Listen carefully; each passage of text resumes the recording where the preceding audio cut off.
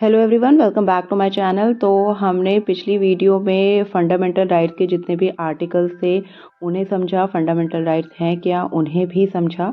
और आज की इस वीडियो में हम एक नए टॉपिक के साथ इस वीडियो की शुरुआत करेंगे, that is directive principle of state policy. जानते हैं आखिर डीपीएसपी है क्या और इनसे कौन से आर्टिकल्स जुड़े हैं और इनके फीचर्स को डिस्कस करेंगे। तो चलिए स्टार्ट करते हैं। पहली बात जो है वो डीपीएसपी की जो बात है वो हमारे कॉन्स्टिट्यूशन में पार्ट 4 में मेंशन है। और जब हम आर्टिकल्स की बात करते हैं तो आर्टिकल 36 से लेकर 51 में डीपीएसपी की बात की गई है। अगर हम इसके बोरो की बात करते हैं कि इंडिया ने इसको कहाँ से बोरो किया, तो इसे हमने आयरिश कॉन्स्टिट्यूशन ऑफ 1937 से बोरो किया। इससे पहले इसकी जो ओरिजिनलिटी है, मतलब सबसे पहले जो ये है वो स्पेनिश से आया है। स्पेन से फिर आयरिश ने लिया एंड देन इंडिया ने इसे बोरो किया। कुछ ऐसे स्कॉलर्स हैं जिन्होंने डायरेक्टिव प्रिंसिपल्स को लेकर कुछ चीज़ें कही हैं। सबसे पहले हम बात करते हैं डॉक्टर BR अम्बेडकर की। उन्होंने कहा है कि जो डीपीएसपी है वो एक तरीके से नोवल फीचर्स है हमारे इंडियन कॉन्स्टिट्यूशन का। डॉक्टर BR अम्बेडकर ने एक और आर्टिकल को लेकर अपना विचार जो है वो रखा है, दैट इज़ आर्टिकल 32। उन्होंने कहा है कि आर्टिकल 32 जो है वो एक हार्ट एंड सोल है हमारे कॉन्स्टिट्यूशन का।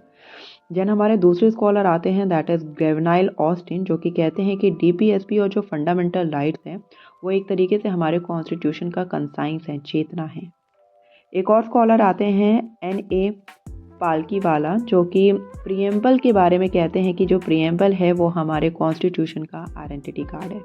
तो ये जो स्कॉलर्स हैं इन्होंने क्या कहा है इनको आप थोड़ा ध्यान में रखिए जब आप आंसर राइटिंग लिखते हैं और इन स्कॉलर्स को कोट करते हैं, तो एक अच्छे मार्क्स दिलाने में ये आपकी मदद करता है। एक अच्छा आंसर राइटिंग जो है वो वेल स्ट्रक्चर्ड मैनर में लिखने में आपकी मदद करेगा।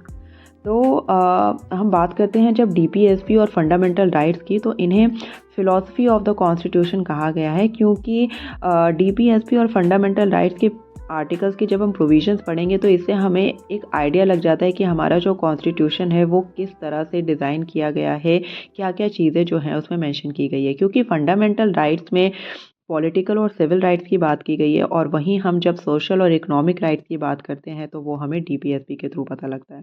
तो ये जो दोनों टर्म है DPSP and the fundamental rights, तो इन्हें एक कॉन्स्टिट्यूशन का फिलॉसफी कहा गया है, जिससे कॉन्स्टिट्यूशन का जो स्ट्रक्चर है, जो आइडियाज़ है वो हमें पता लगता है। और जैसे कि हमने देखा कि बहुत सारे स्कॉलर्स ने डीपीएसपी और फंडामेंटल राइट्स को लेकर अपने अपने कमेंट जो हैं वो दे रखे हैं। जैसे कि मैंने बताया डॉक्टर BR अम्बेडकर ने noble features of Indian constitution कहा है। ग्रेवनाइल ऑस्टिन जो है उन्होंने डीपीएसपी और फंडामेंटल राइट्स को as a conscience of the constitution कहा है, यानी कि चेतना कहा है कॉन्स्टिट्यूशन का। चलिए ठीक है, आगे हम बात करते हैं। इसमें दो आर्टिकल्स हैं, आर्टिकल 36 और 37। आखिर ये बात क्या करते हैं? जो आर्टिकल 36 है वो हमें बताता है कि स्टेट की डेफिनेशन क्या है, यानी जो टाइटल है directive principle of state policy, यानी कि जो स्टेट है उसके अंदर क्या क्या चीज़ें इंक्लूड होती हैं वो हमें आर्टिकल 36 बताता है। और आर्टिकल 36 सिंपल सी बात ये कहता है कि जो स्टेट का मीनिंग है, जो हमने पार्ट 3 यानी कि फंडामेंटल राइट्स में आर्टिकल 12 में जो डेफिनेशन ऑफ स्टेट के बारे में पढ़ा, वही सेम मीनिंग जो है वो यहाँ पर भी लागू है। मतलब यहाँ पर भी स्टेट की वही डेफिनेशन है जो कि पार्ट 3 में फंडामेंटल राइट्स में आर्टिकल 12 में बता रखी है। आगे बढ़ते हैं। आगे हम आर्टिकल 37 के बारे में डिस्कस करते हैं, जिसका टाइटल है application of the principles contain in this part. ऐसे क्या क्या चीज़ें जो हैं, एप्लीकेशंस हैं जो, या फिर प्रिंसिपल्स हैं जो इस आर्टिकल में मेंशन हैं। 3 चीज़ें हमें माइंड में रखनी है। पहली चीज़ ये है कि DPSP shell not be enforceable by any court. यानी जब हमने फंडामेंटल राइट्स के बारे में पढ़ा था तो हमने पढ़ा था कि जब फंडामेंटल राइट्स का वायलेशन होता है तो जो नागरिक है, सिटीजन्स है, वो डायरेक्टली कोर्ट को अप्रोच कर सकता है, whether it is a supreme court और अ हाई कोर्ट। लेकिन जब डीपीएसपी का वायलेशन होगा आप डायरेक्टली कोर्ट में नहीं जा सकते। एक एग्जाम्पल से समझाती हूँ। जैसे कि डीपीएसपी में एक प्रोविजन है राइट टू एजुकेशन। हालांकि एलिमेंट्री एजुकेशन का जो प्रोविजन है वो हमारे फंडामेंटल राइट्स में आर्टिकल 21A में मेंशन है, लेकिन जब हम हायर एजुकेशन की बात करते हैं, अगर कोई ये पर्सन कहता है कि स्टेट जो है उसे हायर एजुकेशन प्रोवाइड नहीं कर रही है और एक तरीके से उसका जो राइट टू एजुकेशन प्रोविजन है वो वायलेट हो रहा है, तो वो डायरेक्टली कोर्ट में अप्रोच नहीं कर सकता। अगर करेगा भी तो कोर्ट उसकी सुनवाई नहीं करेगा, क्योंकि साफ साफ शब्दों में कॉन्स्टिट्यूशन में ये मेंशन कर रखा है that DPSP shall not be enforceable by any court. Second चीज़ ये है कि but fundamental in the governance of the country. अगर किसी भी कंट्री का गवर्नेंस करना है, मतलब एक अच्छा वेलफेयर स्टेट इस्टेब्लिश करना है, तो जो DPSP के प्रोविजंस है वो फंडामेंटल हैं। मतलब उन्हें आप अपने जब कोई भी पॉलिसीज़ बनाओगे, कोई भी लॉ बनाओगे, तो स्टेट जो है वो उनके प्रोविजंस को लेगा, फंडामेंटल्स हैं, ठीक है। थर्ड पार्ट ये कहता है कि it shall be the duty of the state to apply these principles in making laws. वही बात जो मैंने ऊपर कही कि अगर स्टेट कोई भी लॉ बनाता है, कोई भी पॉलिसी बनाता है, तो उसमें जो DPSP के प्रोविजंस हैं उनको लॉ बनाने में, उनके प्रिंसिपल्स को as a base, as a आधारशिला लेकर वो किसी भी पॉलिसीज, किसी भी लॉ को बनाएगा, जो कि ये स्टेट की ड्यूटी है। तो तीन चीज़ें जो हैं वो आर्टिकल 37 में इन्होंने क्लियरली मेंशन करी है। पहला कि DPSP जो है वो किसी भी कोर्ट में मतलब जाया नहीं जा सकता अगर उसका वायलेशन होता है। दूसरा कि अगर आप कोई भी लॉ बनाते हो या कोई भी पॉलिसी को कंस्ट्रक्ट करते हो, तो इसका जो प्रोविजंस है वो फंडामेंटल है in the governance of the country. Country के गवर्नेंस के लिए इनके जो प्रोविजंस है वो फंडामेंटल है। And third, it shall be the duty of the state to apply these principles in making laws. यानी कि जब भी ये स्टेट की ड्यूटी है कि अगर वो कोई भी लॉ या फिर पॉलिसी बना रही है तो इनके प्रिंसिपल को as a base, as a structure लेके चलेगी।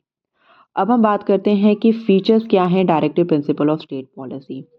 आगे के आर्टिकल्स हम पढ़ेंगे, लेकिन उससे पहले हम फीचर्स को जान लेते हैं। जब हम मेंस आंसर राइटिंग लिखते हैं तो हमें पता होना चाहिए कि DPSP के आखिर मेन फीचर्स क्या हैं। पहला फीचर्स ये कहता है कि जो स्टेट है, state should keep in mind while formulating policies and enacting laws. ये स्टेट को एक तरीके से डायरेक्शन दे रहा है कि स्टेट अगर कोई भी पॉलिसी या फिर लॉ को एनेक्ट करेगा, फॉर्मुलेट करेगा, तो जो DPSP के जो आइडियल्स हैं, उनके जो प्रोविजंस हैं, उनको माइंड में रखेगा। और ये सिर्फ एक चीज़ में नहीं, बल्कि अगर वो कोई भी कानून बना रहे हैं, चाहे वो कोई भी कानून को इम्प्लीमेंट कर रहे हैं या फिर एडमिनिस्टर कर रहे हैं, तो उन सबको बनाने के लिए इन सारे प्रोविजंस को उनको माइंड में रखना पड़ेगा। दूसरी चीज़ जो है वो ये कह रखी है कि जो DPSP है वो एक तरीके से रिजेंबल है instrument of instruction that is given in the government of India act 1935। हम आगे पढ़ेंगे। जो गवर्नमेंट ऑफ इंडिया एक्ट 1935 है, उसमें गवर्नर एंड जनरल्स को एक इंस्ट्रूमेंट ऑफ इंस्ट्रक्शंस दिया जाता था, यानी कि गवर्नर जनरल को कुछ इंस्ट्रक्शंस दिए जाते थे कि उन्हें स्टेट के लिए क्या करना है। वहीं एक तरीके से ये रिजेंबल है कि ये भी स्टेट को एक इंस्ट्रक्शंस दे रहा है कि उसे क्या करना है, क्या नहीं करना। याद रखिए कि बोरो हमने आयरिश कॉन्स्टिट्यूशन से किया है, लेकिन जो इंस्ट्रूमेंट ऑफ इंस्ट्रक्शन है, मतलब एक तरीके से रिजेंबल है उसका, वो हमने government of India act of 1935 से सीखा है। दूसरी चीज़ ये है कि ये जो DPSP है एक तरीके से comprehensive economic, social and political program for modern democratic state, यानी कि एक मॉडर्न डेमोक्रेटिक स्टेट कैसा होना चाहिए उसका एक कॉम्प्रिहेंसिव डिटेल प्रोग्राम जो है वो DPSP में मेंशन किया गया है, चाहे वो इकोनॉमिक हो, सोशल हो, पॉलिटिकल हो। यानी कि एक जो डेमोक्रेटिक कंट्री है, मॉडर्न डेमोक्रेटिक कंट्री है, उसका इकोनॉमिक स्ट्रक्चर कैसा होना चाहिए, सोशल स्ट्रक्चर कैसा होना चाहिए और पॉलिटिकल स्ट्रक्चर कैसा होना चाहिए, वो सारी चीज़ों का जो निचोड़ है, जो सारे प्रोविजंस है वो DPSP में दे रखे हैं। और स्टेट को ये डायरेक्शन मिली है कि वो अगर कोई भी पॉलिसीज़ को बना रहे हैं तो इन सारी चीज़ों को माइंड में रखें। बाकी जो ये DPSP है ये वेलफेयर स्टेट के कॉन्सेप्ट पे चलता है। आपने एक टर्म सुना होगा, पुलिस स्टेट। पुलिस स्टेट का मतलब ये होता है कि लॉ एंड ऑर्डर पे ज़्यादा एम्फेसिस दिया जाता है।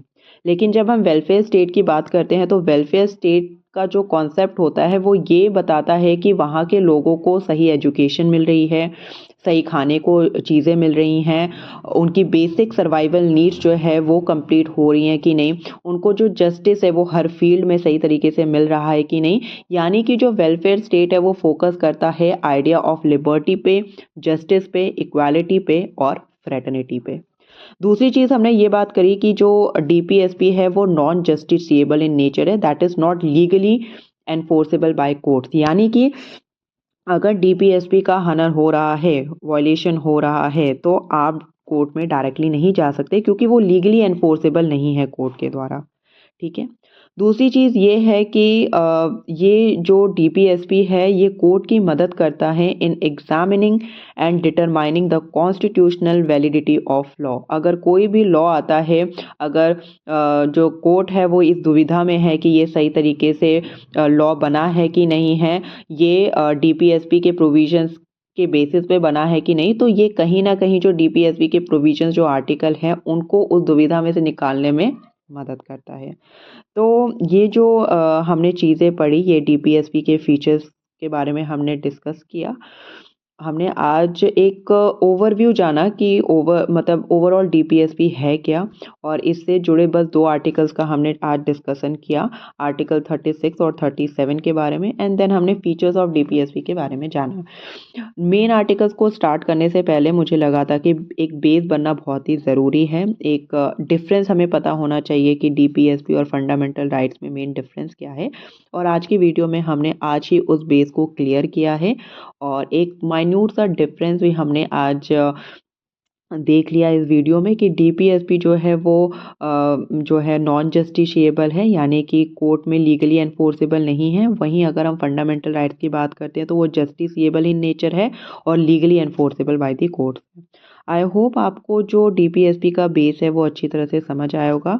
अब इस नेक्स्ट वीडियो में मैं इसके जो मेन आर्टिकल्स हैं जो डीपीएसपी से रिलेटेड है उनके बारे में डिस्कस करेंगे। आज के लिए इतना ही। थैंक यू, धन्यवाद, बाय, टेक केयर।